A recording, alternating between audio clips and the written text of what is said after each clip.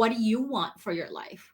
Create like that vision statement. Like a lot of people probably don't even know, have never created a vision statement for their life. At the end of your life, what do you really want to have accomplished? But nowadays, what I help people with is like build a business that fits your life in the CEO model. Into more podcasts like Bianca's, because again, like it's just like getting your soul fed with things that you want to do, and being inspired is the first step, right? Like you're doing the right things by listening to this today.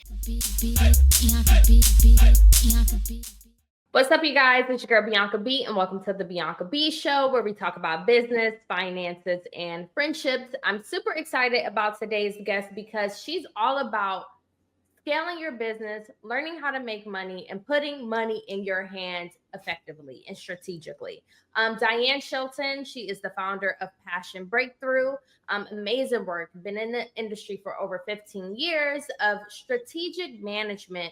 This is very beneficial to entrepreneurs out there because a lot of us have all these ideas, and she's here to help us and to speak with us today. Diane, how are you? Hello. I am so excited to be here. Thank you so much for taking the time to chat. So on each episode, we'd like to start each show with the icebreaker question. So my question for you is, what's the best piece of advice you've ever received as an entrepreneur? Best piece of advice, I would say when I was first starting out, it's really just go for it, right? Like sometimes we have all these plans, all these ideas, but at the end of the day, it's about like actually taking action and doing it the messy bits and just kind of enjoying the process along the way. I love that. And so kind of just walk us through a little bit of your backstory and how you decided to help your business launch your business and help other entrepreneurs out there.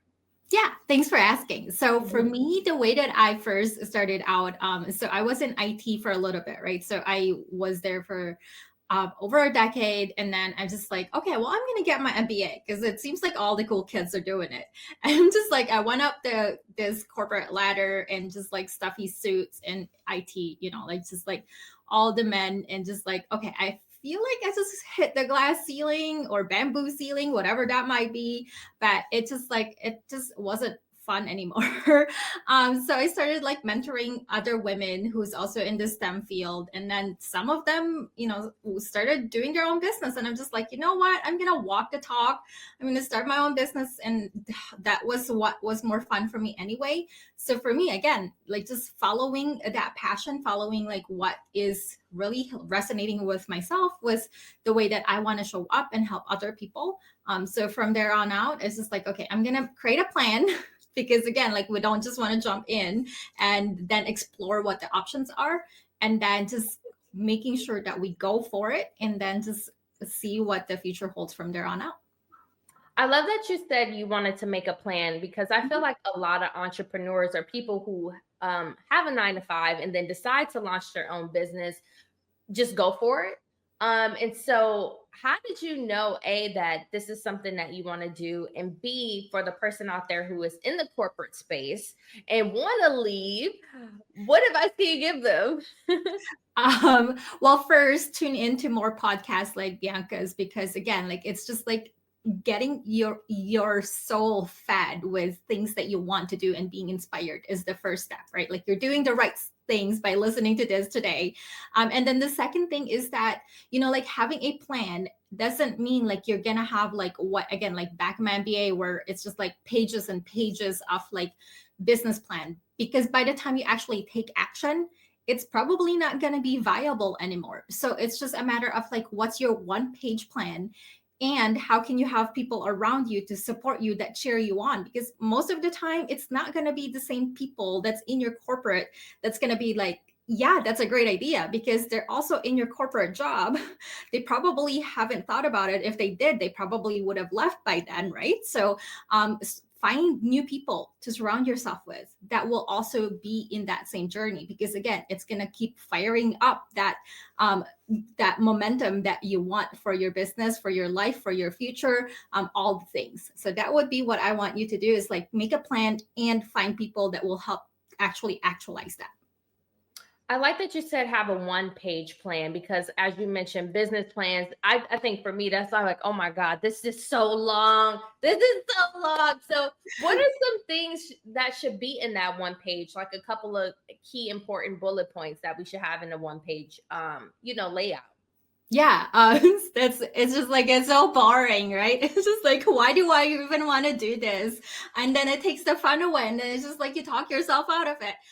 Really, at the end of the day, to me, it's just like current state and future state, and then quantitative and qualitative, right? Like again, like we just want to pair up our logical and side of our brain, and then the more happy and flowy part of our brain, right?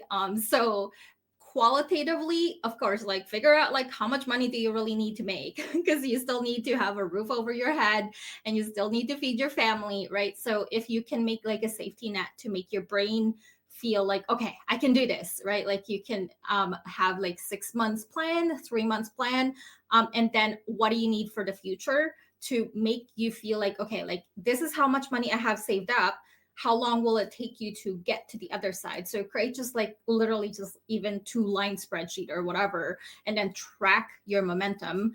And then on the qualitative side, in terms of just like, it's great to have numbers, but that's not gonna like inspire you to keep going.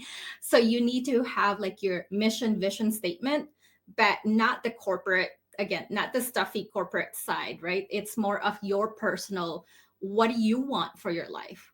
Create like that vision statement. Like a lot of people probably don't even know, that have never created a vision statement for their life, right? Like, so take a step back and imagine, make a statement for yourself in regards to like, at the end of your life, what do you really want to have accomplished? And then pair that up in terms of just like your business, because the business is just a subset. It's just a vehicle to get you to what you really want.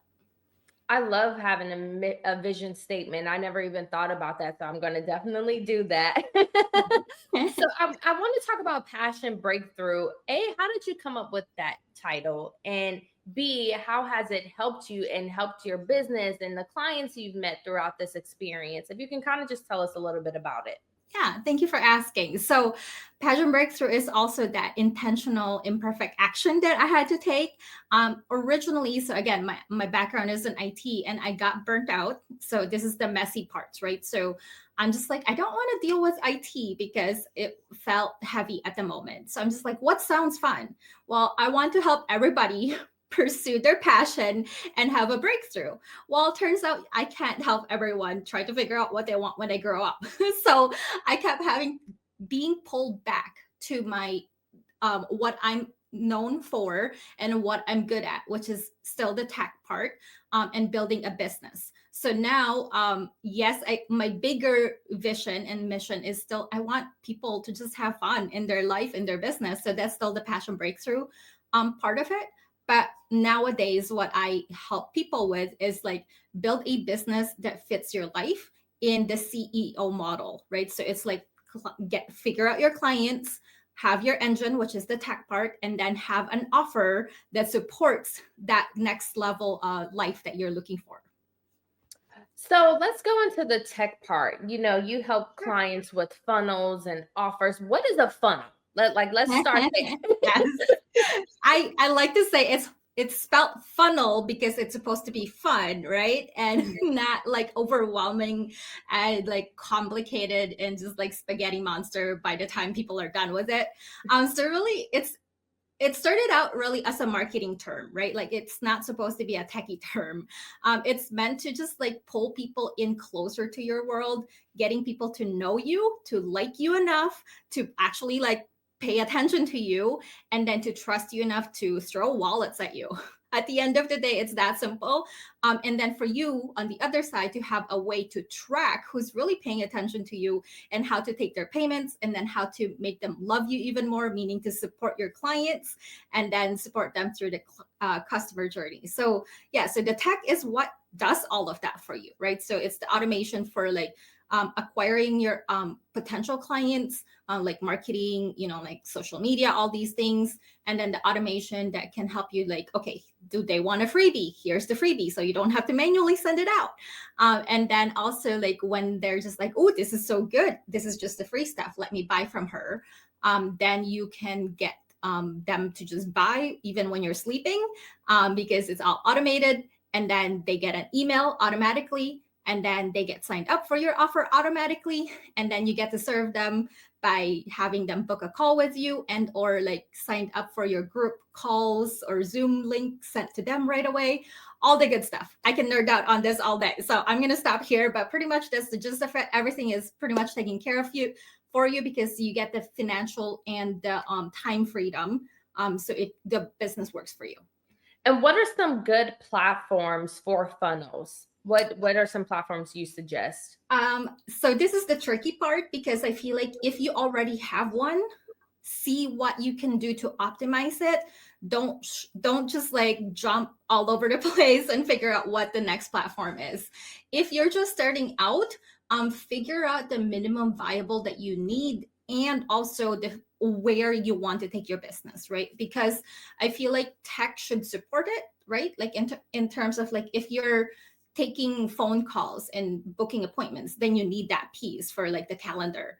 But if you're mostly like supporting people with like just having them buy digital products from you, then you don't need a calendar piece, right? So identifying what you want and how you want to serve people is important. And then the platform is what's going to support that. And so if you are asking me like what platforms I'm using, the one that I'm doing right now for my clients is that my actually own platform. So it is an all-in-one CRM system. So it is the way that I like to do things, is because I don't want to overcomplicate it. It's just all in one. If I don't need a certain thing, then I just don't need it for now. But it's there. It can help me grow in the future. Got it. That's amazing that you created that, because I feel like a lot of people just get overwhelmed because there's so much information out there and so many different platforms. So if y'all want to, get your funnels, go to her at Passion Breakthrough. So what have you learned about being an entrepreneur this far? How many years has it been so far? For this particular business, 5 years, but I've actually also had like 2 or 3 other businesses before. Mm-hmm. So it's just like one of those things that is, again, like find the fun, and you don't have to stick with it, but you definitely have to have an exit plan. That's the other side of it.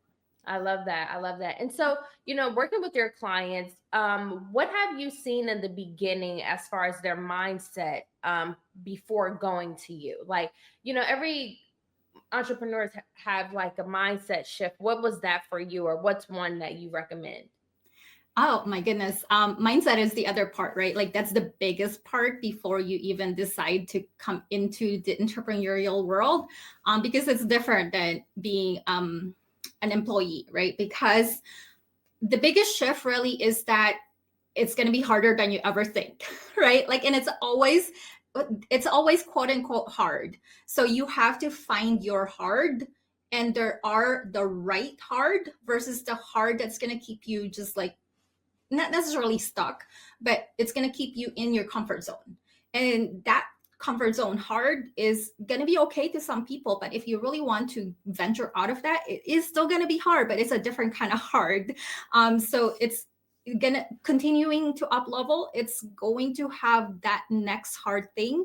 You just have to be willing to put in like exploring that, breaking things along the way, finding the next set of people that's going to help you to get to the next thing that you want. Having clarity of your vision, where do you really want to go, is important, but having a really fortified mindset is important. It's going to help you to continue to up level. I love that. And so where can people follow you? How can people join your atmosphere, your brands, and how can people reach out to you? Oh my goodness. Thank you for asking. So I am at Passion Breakthrough pretty much everywhere. So Instagram, Facebook, YouTube, so all those things. And I have a free Facebook group as well. So we host monthly networking calls, second Fridays of each month.